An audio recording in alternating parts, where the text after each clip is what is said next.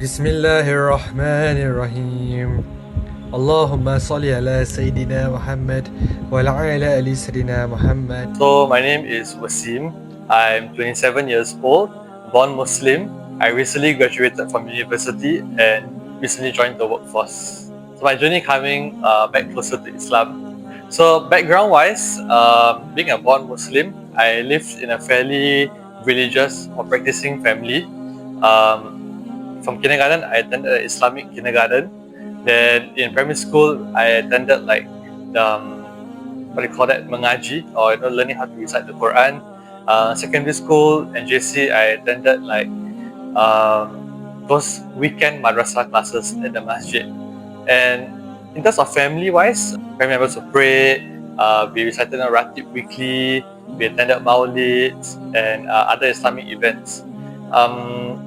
I would say that all these, like going for these practices, sort of made me feel good, but I think I lacked the deeper understanding or the greater appreciation of some of these practices. I did it because I was told to do so, and when I started working at this startup right after my junior college days,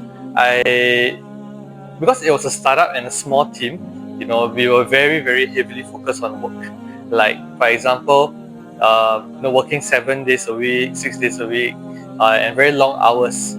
Even, during NS, on the days that I was not in NS, I would go and help out at this startup. And at the same time, once I finished NS and I was in uni, a lot of time was devoted working. In that company, it was a small company, I was the only Muslim there. And it was, I would say, the emphasis on living an Islamic life was lacking because it was very dunya focused. My boss, was very much focused on trying to get us to be productive. He didn't believe in religion. To him, religion was it was a way of telling people to do good, but nothing beyond that. People shouldn't take it too seriously. Or religion shouldn't dictate your personal choices or your life. Like, for example, what you were to eat.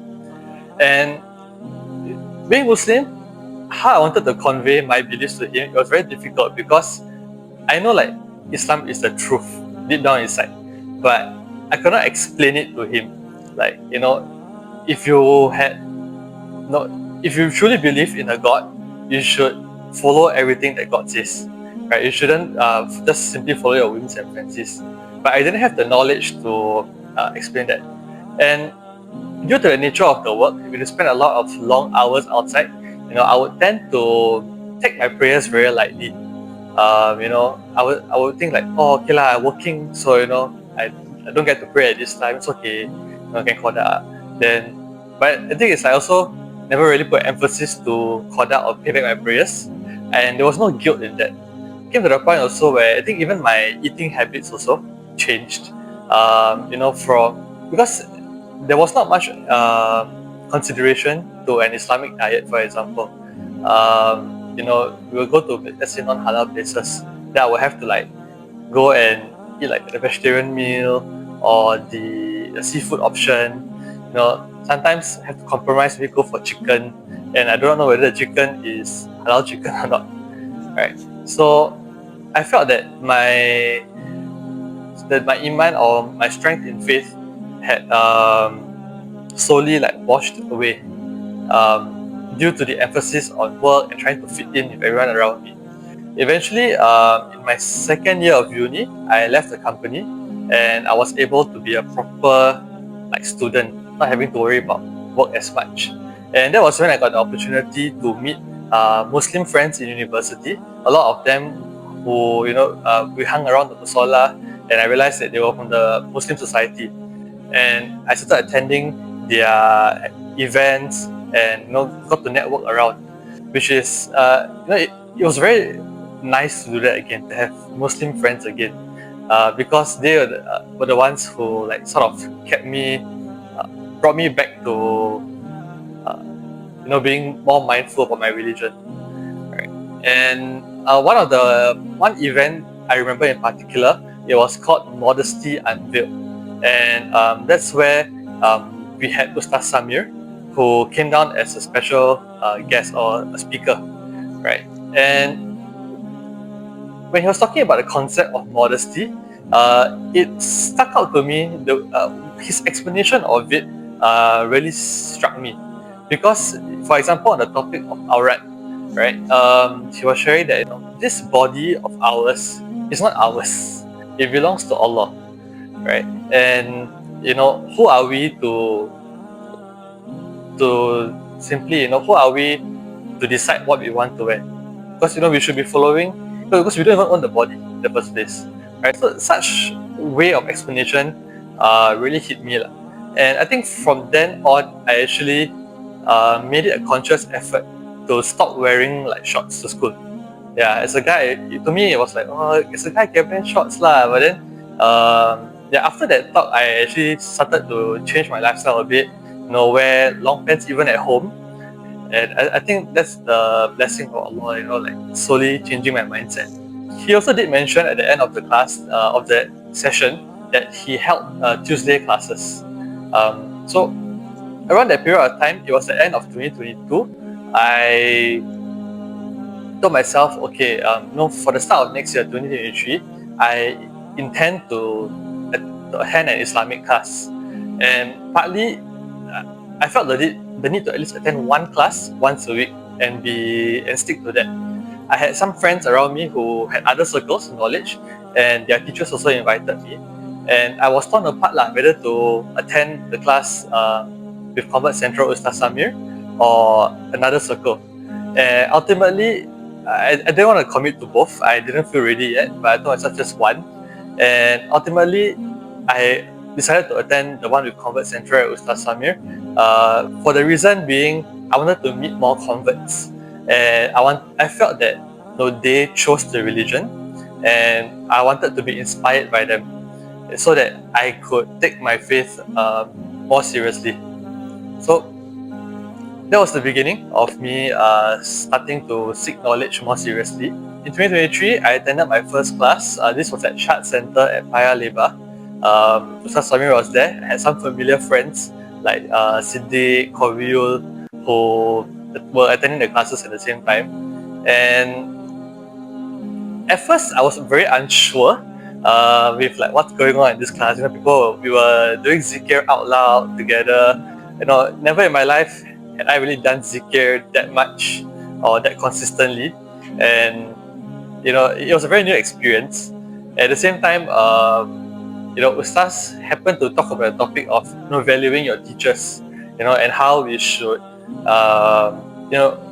like pay them as a form of gratitude, right? And we should not just take knowledge for free, right? So some of these concepts made me feel a bit wary, but then I told myself, just try to ingest the knowledge that's given to me, right? But another piece of advice was, Ustaz mentioned, when you attend a class, you should try to attend it consistently for 3 months and to adopt the practices for at least that period of time. And after that 3 months, you assess and ask yourself, is this something that has benefited you? So I decided, okay, why not I try that? So one of the most powerful practice was istighfar, and he would tell us in class, when you do istighfar, try to cry. And I struggled to cry. I was like, as a guy, it's like, you want me to cry? Like, I feel very paiseh to cry. And I realized there's a lot of ego in that, in not wanting to make yourself feel vulnerable, right? But then I tried the practice, at home, myself do 100 a day. And first day, second day, third day, fourth day, nothing much. And I think at the 5th day, that's when I just to come out. Right, then I realized that, okay, I felt like my heart had softened. And, indeed, the advice that Ustaz gave was true, right? So that's why I realized that this was something I wanted to hold on to, or like this circle of knowledge. I would say, consider Islam deeply. There are scholars over the past 1400 years have come up with logical proofs as to why Islam is true. And you can go and research upon that. And, slowly, sooner or rather, you'll notice that, yes, indeed, Islam has to be the truth, right? For brothers and sisters who are really discovering the religion, I would say, yeah, you have to engage yourself with the right group of people, the right company who can pull you in to do good. In the Quran, it mentions to enjoin goodness and to stay away from evil, to forbid evil, if I'm not wrong. I'm not sure the exact term is lah. So you need to find people like that, and I'll recommend there are many communities out there of few. For example, like Convert Central, where you can have the community, or even our Rose Medina circles, right? Through regular seeking of knowledge, can you improve yourself? And you should not feel the pressure to just change instantly. Now that's a very hard thing to do, but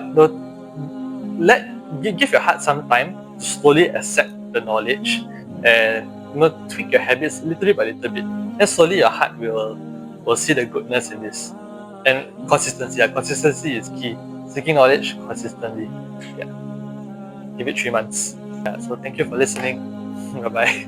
Assalamu alaikum wa rahmatullahi wa barakatuh. Bijai Sayyidina Muhammad Mustafa sallallahu alaihi wasallam. Alhamdulillahi rabbil alameen.